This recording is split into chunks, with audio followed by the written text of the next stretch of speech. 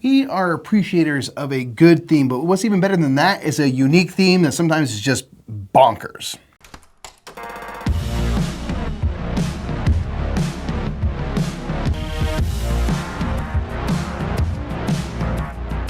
What's up, everybody? My name is Nick. I'm Mike. We are the Brothers Murph, and that's right. Today, we are going to be talking about great games that have really unique themes. Sometimes they're just like straight, like, this is a weird theme. Yeah. And I don't mean weird in a bad way. No, it's a good way. The weirder the theme, the more I'm into the game. 100%. These are all games that for us, I'm like, the theme adds so much interest to it. It's not that it's like only relying on the theme, it's not good otherwise, but like the theme really takes this game to the next level and something that we don't see every day, which always catches our eye. We feel like an example from the past that really did was Wingspan. Yes. At the time, there wasn't a game that was quite like Wingspan about bird watching and stuff, and I think on top of being a great game, the theme was so different and unique and refreshing that people just went wild for it. They sure did, they still are, Yeah, so these are 10 games that for us, we think are really kind of awesome and uniquely themed.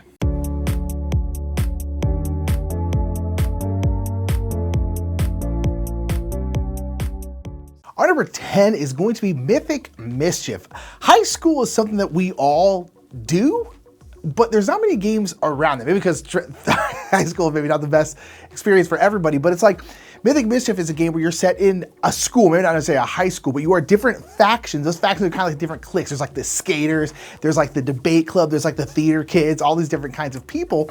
And you are sneaking around a library after hours. You're not supposed to be there. And there is the big tome keeper, kind of the hall monitor, who is kind of on like a set path, kind of like an AI pathing where it's going to be going a certain direction towards certain objectives. And what you're trying to do in your turn is you are trying to get your opponent's factions in the way of the tome keeper, because at the end of your turn, the tome keeper is going to move towards that objective, and if they move on to anybody, they then give them detention. I think he eats them, but nonetheless, according to the lore, it gives them detention. So it's this abstract game. It's based on a grid, and each different faction has a couple different abilities. Each one will be able to move characters, so different ways they can move. Sometimes it's swapping them, sometimes it's moving them. They all work differently, and they'll also be able to move the shelves of the library around. You're creating kind of a maze, and basically like, ooh, the tome keeper is gonna go this way because it's always gonna go the shortest distance to this thing. But if I put this bookshelf here, it'll have to go around and then he'll eat somebody. It's really, really cool. And it's got this really unique theme. It's such a good game, but it's just like this kind of cool monster fantasy high school thing. You're sneaking around a library. I think it's really, really cool.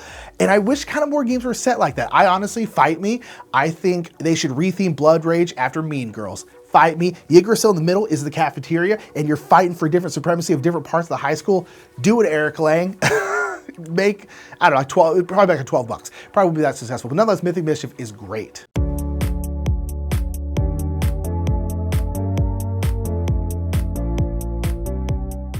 Number 9 is Arraial. This is a game, a polyomino tile placement game where you are hosting a block party and you are trying to attract guests to your party.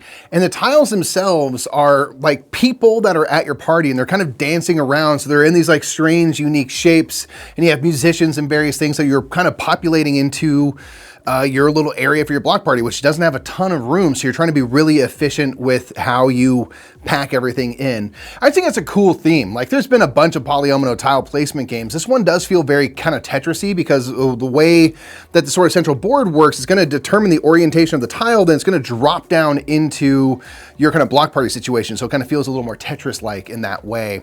But I just love the kind of idea of like trying to cram in, like where can the musicians go? Okay, stuff them in over here, put them in here. You're kind of trying to color match and things to make these groups to attract these kind of special guests. And it's just a really kind of fun, awesome thing that happens in Portugal. These kind of block parties are really popular and really common. I think it's a great celebration of theme. And the art and stuff is really interesting, but these people are literally like weaving together and dancing and kind of filling in every available space. Is just really rad.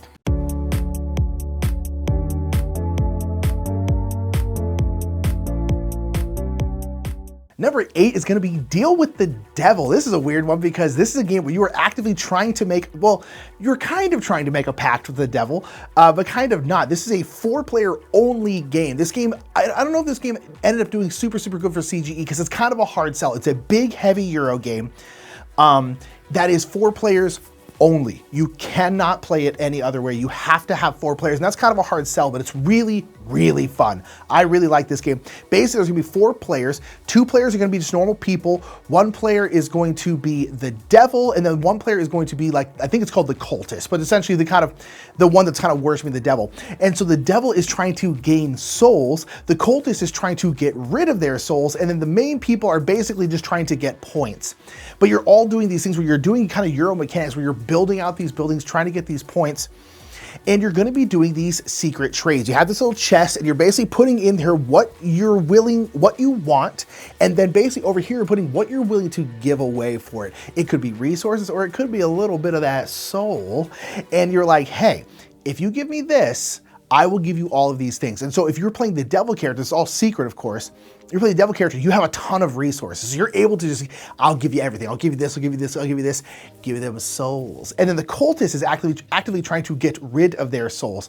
It's a very, very weird game. It's a tough game because when you're playing it, you can't really ask questions because there are specific questions dealing with the certain roles.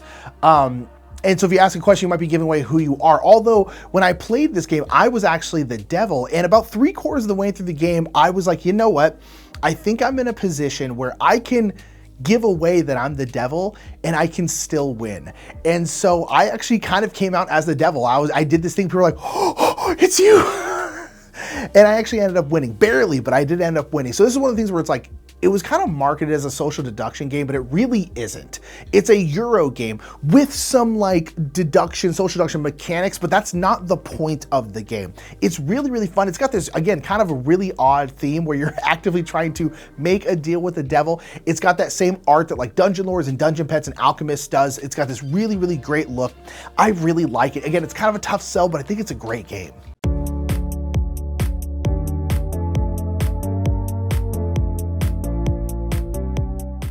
Number 7 is Viral. This is an area control game where you are different viruses infecting parts of the body and trying to kind of like nudge out every other virus. So you're the kind of strongest one that makes your host as sick as possible. There are many area control games which have your little troops and stuff and you're going around, but I just love the idea, and it's kind of done in a cartoony, it's got art by the Miko and this kind of whimsical, strange cartooniness where you are in different parts, different organs. You're in the heart and different, you're up in the brain or in the spleen and things like that. And so I just love that that is your battleground and you are playing different cards to multiply, to move around, to attack other viruses and stuff and to try to gain an edge. There's different events that happen that will maybe positively or negatively affect you. If you're super dominant in a bunch of areas, you're gonna get a lot of points, but you sort of really make yourself visible and the doctors are gonna research you more and then they might wipe you out because they come up with like a little antidote that you have to kind of start over again, which I think is just, again, thematically satisfying. If you're all over the place, doctors are gonna figure you out because you're showing up on a lot of screens, which I think is absolutely fascinating. It's just one that I'm glad it's done in a cartoony way because it's not really a funny real life thing, but it's a really unique theme, which kind of gets us into a game like an area control thing that's a little more aggressive when we normally wouldn't go that direction. The theming and stuff like this makes it really kind of fun to get into.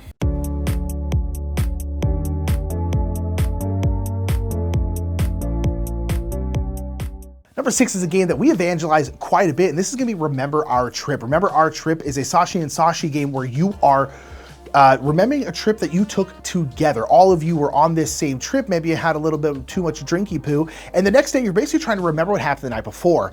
And you all kind of have different memories. And so what you're doing is you're drafting these cards, which are going to give you these tiles. And these tiles are going to be different parts of the city. So like bits of hotels, bits of parks, bits of shops, bits of restaurants. And you have to put them in your grid in this very specific way, trying to make these polyomino shapes. Once you make one of these polyomino shapes that matches the building it's trying to match, so like a hotel or something like that, you can then solidify that memory and essentially make that memory canon, because there is a central board where like solidified memories will go. So I think the hotel, one of them is a little L shape. So if you make a little L shape out of these hotel pieces, you can go, I'm gonna confirm this memory, and then you confirm it and boom. And basically, if you have the same matching pieces on your board as the confirmed memories, you'll get points at the end of the game. So whatever the confirmed memories are, you want the same things on your board. But here's the thing, it's kind of a race to confirm memories, because where I was putting a hotel there, Mike over here might have been putting a park there. And he's just like, oh no, now there's a hotel there. That's now a confirmed memory, which means my park tiles that are in this spot aren't worth anything. So you're kind of trying to confirm these memories before anyone else. You're like, no, there wasn't a hotel there. There was a shop there. And you're like, no, you were drunk. The shop was at the bottom of the hotel, but it was still a hotel. Silly things like that. It's really, really fun. It's a very unique game. It's very weird in terms of the way it plays, but it's weird in a good way. It's not a negative thing. It's a very positive thing. But it's got this very odd theme where you're kind of like jointly remembering this night, remembering this trip. It's such a unique game, such a unique theme, and I love it.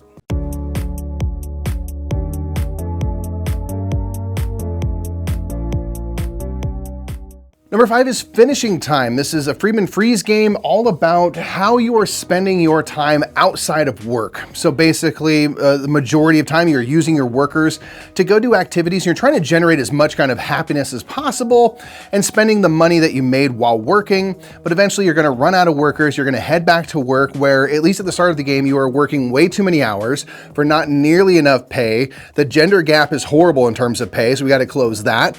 And you're gonna have to go on strike to get better working conditions. If you want more pay, less hours, and to close that gender gap and stuff, you have to go strike. You have to organize and make your work situation better, because every time you go to work, it sets you back. You lose a lot of happiness. Sure, you gain a couple dollars, which you can then spend when you are off work, but really this game is all about fighting for a better working situation, which is something we should always do, and then spending your time, your hard-earned money, going on vacation and doing these things that actually matter in terms of creating kind of long-term happiness and longevity and stuff like that. So it's just a really interesting theme, and I like the kind of take that it has, where it's just like, hey, you got to go and force people's hand if you want a better situation. The only way to get there is to organize and go on strike and being willing to have your voice be heard.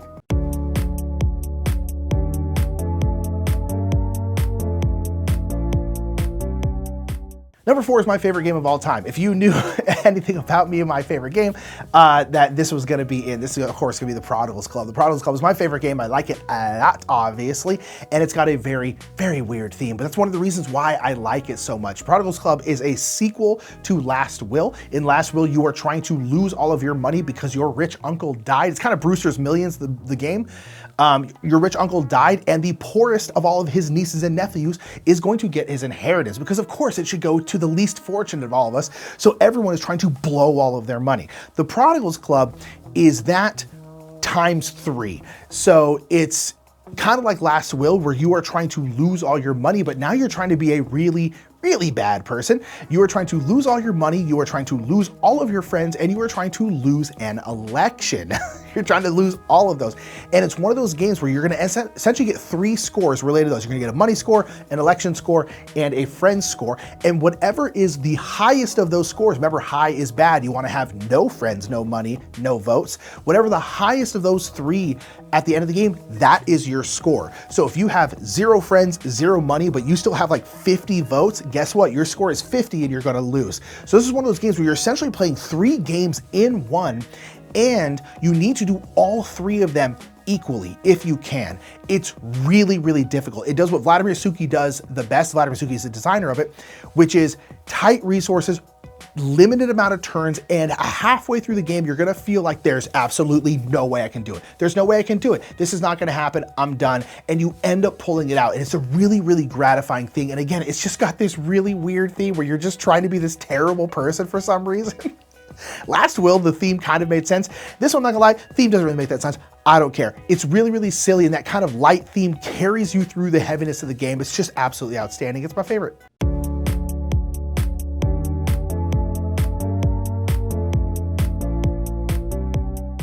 Next up is Obsession. This is a game where you're a family of note in kind of British high society, but you're sort of fallen off. You're not really the talk of the town anymore. Your estate is sort of run down. You don't have guests over like you used to, and you're trying to kind of reboot your reputation, get your money up, and start hosting events and bringing kind of the elite folks from society back over to your house. This is a game that really feels unique in that there's a lot of games set in Europe in non-modern times and stuff, but this one being so centered around kind of high society, very Downton Abbey kind of life is interesting, or Bridgerton. And you are hosting events. You are doing lawn bowling. You are having cigars with a gentleman in the West Wing of the house or whatever it might be. And these are going to be tiles that you are selecting, and they will upgrade and stuff if you haven't used them before, which is going to be a way that you are showing improvements on your house, and then buying new tiles to add, which are going to give you new activities and things that you can host. And you have to use your kind of workers, your the maids and butlers and things of the house to kind of facilitate these activities, which you have your gentry, which are going to be cards, and the activities are going to require a certain amount and sometimes certain types of cards to be played. So there's kind of a lot of interesting things to manage in that, in terms of your workers, the cards, and the cards that might require extra workers and things like that, and kind of how those all cycle around. Creates a really interesting experience, and it's just fun to, again, kind of embrace the world that you are in, and all the fancy stuff, and these people come in and there are gossips, so they hurt your reputation, but they maybe bring money, and that's maybe worth it. And so it just kind of like evokes these shows, which are sort of soap operas, and it kind of gets you into that mindset.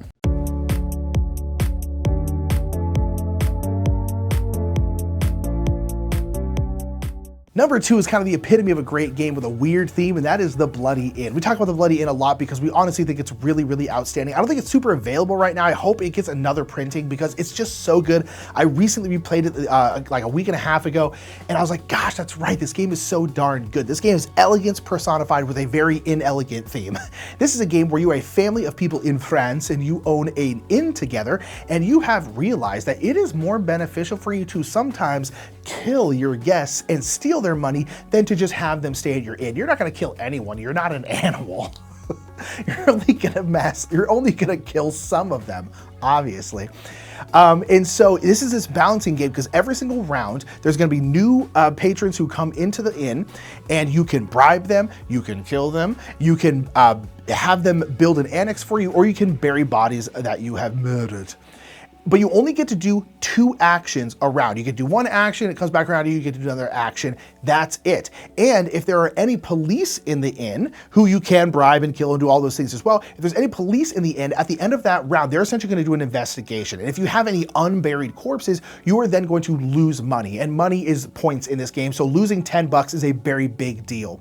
You do not want to do that. But you can only do 2 things. You can't bribe someone, kill someone, build an annex, and bury them all in one round. You can only do 2 things. So there's this balancing of like, ooh, okay, I'm gonna leave this dead body here because we don't have any police in the inn, but next round I have to get this body buried, which means I have to build an annex, and then I have to get this body under the annex, and it's very, very difficult. But the game itself is pretty simple in terms of the way that it plays. And every kind of action, whether you're burying a corpse, killing someone, bribing, or building an annex, the way the action works exactly the same no matter which action you're doing. So it's pretty intuitive because you're like, no matter what you're doing, you're gonna be discarding these cards. You discard cards to pay things, that's how you do it. It's very, very easy, but it's just this tough, elegant game with this really, really weird theme on top of it, and it's just outstanding.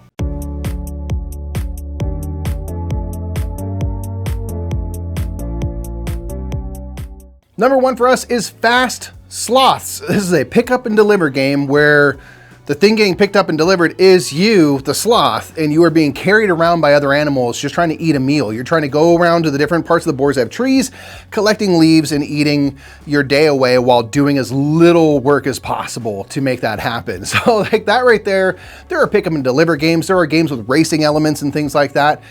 And this one is so funny in that you are the sloth and you can't do anything. But there's these animals. A giraffe can pick you up from 2 spots away because it has a long neck and it picks you up, carries you down the way and drops you off. And you're doing this through cards that you collect and then play out to get various action points for a certain type of animal, which allows you to move them around and again, pick your sloth off, drop them off different places. Orangutans can just like throw you places and all sorts of stuff as you try to navigate and get around the board in as efficient a manner as possible, which is actually pretty puzzly and tough. Like you can be quite strategic, but it's just a wacky concept of a game. And I just love the idea that you are just like this lazy bones, just like, bring me to my salad, please.